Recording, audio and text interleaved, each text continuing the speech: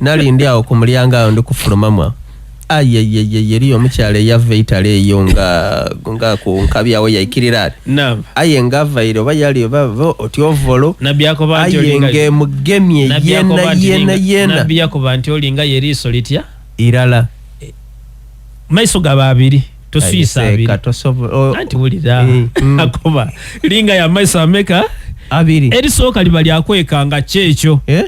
eryokubiri eryo toyiza kulya kusatu ate bwakoba irala tikulingira irala oti nga totemya tambule anti mbuli ku irala kyusamu linga ku irala lyakwekanga nani muntu ki eryokubiri ya muntu isa amaisogo kyakobye nti wayafidhu wagrum wa kulli mu'minina yaghuddu min absarihim bakobe baikaikanye ku maiso gaiwe bakobe baikaikanye ku maiso gaiwe ku nsonga y'okwambala mungo yedambalibwa nga tuli ku nsonga y'okwambala hadisi eva ku Ibn Abbas radiyallahu anhuma akoba nti anna rasulallahi sallallahu alaihi wasallam nti omubaka wa Allah okusaasa ebyengera n'emirembe bye ku ye bwe yali atukobe ngo yedde tube twambale obaire okidi nti eriyo olugoye nga toyikirizibwa okuba nga olwambala naddala omusaada ife abasaada omusaada toyikirizibwa kuba nga olusiraamu kulobera okwambala olugoye olw'ebimulimuli engoye edde ebimuli d'abakazi erimu ebimulimuli edde ebimuli d'abakazi era bw'oyambala olugoye olw'ebimuli ng'oli musaada abantu batandika okuba lwaki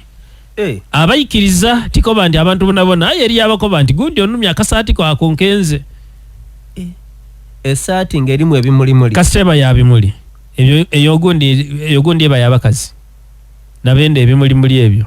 iwe omusaada otekwa okwambala olugoye nga luli plain oba tweyo nga lulimuko obukuubo kati ng'akagundi koyambaire ako ebyo tibimuli nenkoba agamuli gavava gano gebita agavava gano agagamuli ago tukabusiramu kuba nti olwo tirugoye olwo lwabakazi tujje mu maiso kati olusiramu bwakoba nti ilbasu min thiyabikum mwambalenga mungoye daimwe buyadha naddala engoye enderu musinge kwambala ngoye daimwe enganderu singa okwambala engoye ki enderu fa innaha min khairi thiyabikum olw'ensonga nti n'engoye daimwe edisinga kuba nungi enderu n'engoye daimwe edisinga kuba nungi edibabonesa obulungi yakoba ndi wakafinu fiha mautakum timukoma kugudambala bwambale wabula n'abafu baimwe mubaziike mwedde engoye enderu iwo bairo kidi lwaki buli musiraamu afa baleeta lugoye lweru wabona kuku nga baziika ku mulwirugavu oba olwa bulu oba olwa green ti awo n'abaire wa DP ino tumuziike mu green onaabaire wa FDC ino katumuziike mu bulu kikisoboka baleeta lweru lwaki kiragiro kya mubaka Muhammad sallallahu alaihi wasallam yakoba sallallahu alaihi wasallam hadisi eyindi neera eva ko Ibn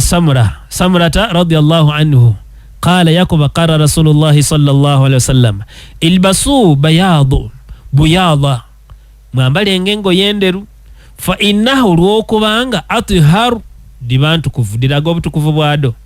wa atyab ate dibanungi kituufu wakafinu fiha mautakum ate era muziike mu abafu baimwe ye naayongereza ku kigambo n'ekirala ekyo muziike mu abafu baimwe mudiziike mu abafu baimwe engoye eki enderu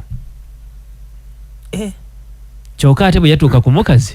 yaka nti olugoye olw'omukazi olusinga kuba lulungi n'olugoye olwirugavu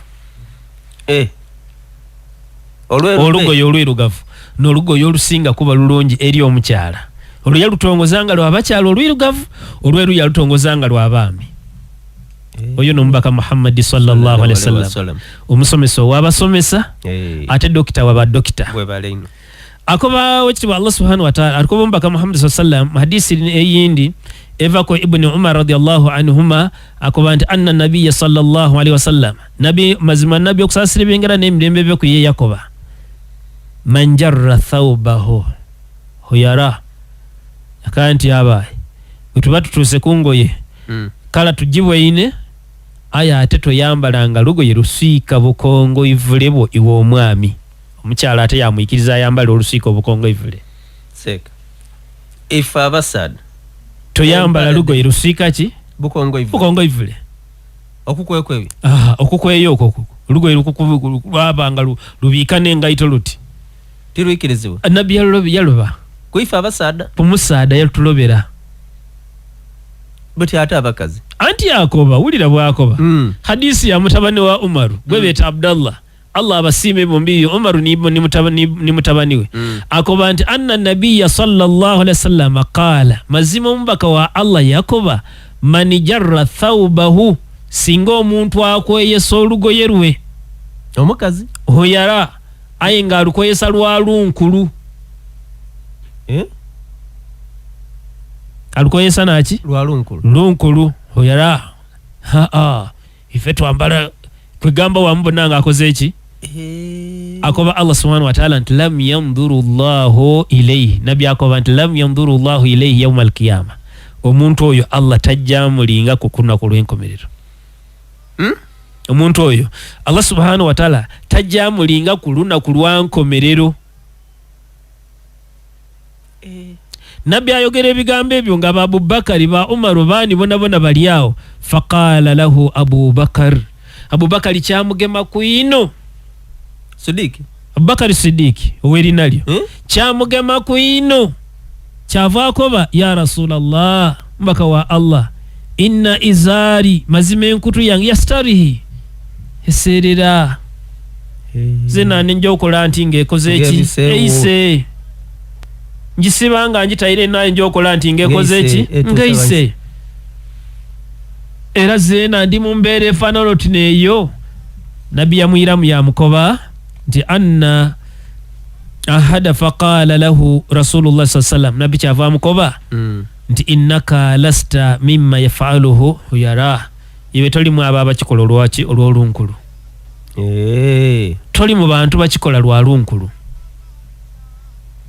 bweno ojja okweidukiza ng'ekoze eki eserebeire kati toli mu bantu bakikola mu bugenderevu nti lunkulu. Rawahu Bukhari warawa Muslimu ba'dahu Muslimu era yena yayogera ku nsonga n'endala eyo. N'olw'ekyo tukoba nti omuntu okuba nga oyambala olugoye omusaadha yena yina waafaayo enkana olugoye lwe tiribuuka bukongo ivule bube lwaigulu w'obukongo ivule lwambuke waigulu luti tikwika wansi wa bukongo ivule empalo timutematemeti debanaza kwedda tabuliki kati ate eyo ndowooza eyebeesuise ebeegire walaine eno mweba erimu nisfi saaki kati ulizo mbaka Muhammad sallallahu alaihi wasallam hadisi bako Abi Hurairah radhiyallahu anhu ani nabii sallallahu alaihi wasallam qala ma asfala min alqabain min alizari fa fi nar tichona ekiswika akakongo ivuleko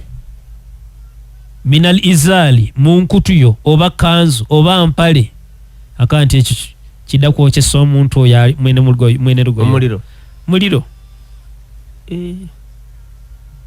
kidda kwokyesa omuliro aye nga lugoye niwe walwegulira walina obusobozi olusalaku lwobenga lutuukanga Nabbi wayendera ayiwe mwene olw'okuba nti ebigambo bya Nabbi sallallahu wabitwalanga ekintu ekitagasa ebyogondi porogulamu nga dino edagondi mano obusiraamu bwe waditwalanga nga gondi nti twekidi buli lunaku buli wakutaano saawa diti tubaawo twawuliriza aye nkukubiriza nga nkoba kyenasoose nakikikoba tikuni aliman au mutaallima au mustamia bamumani oba nooni okumana oba awuliriza bw'oba owuliriza oyeze eki yegamu kyoba oyeze kitemunkola seeka oyo nomubaka Muhammad sallallahu alaihi wasallam nga tumaliza porogulamu yaife hadisi yabo eri mu kitabo kya Bukhari hadisi endala eva ku Abi Dharri radiyallahu anhu ani nabii sallallahu alaihi wasallam qala thalathatu yakuba nti abantu bati basatu la yukallimuhu Allah taida kwogera nabo yawmal qiyama taida kwetaaga kwogera nabo tibajja musembere niwe bali banga bajire bali kwenda kwewozaaku taida kuyikiriza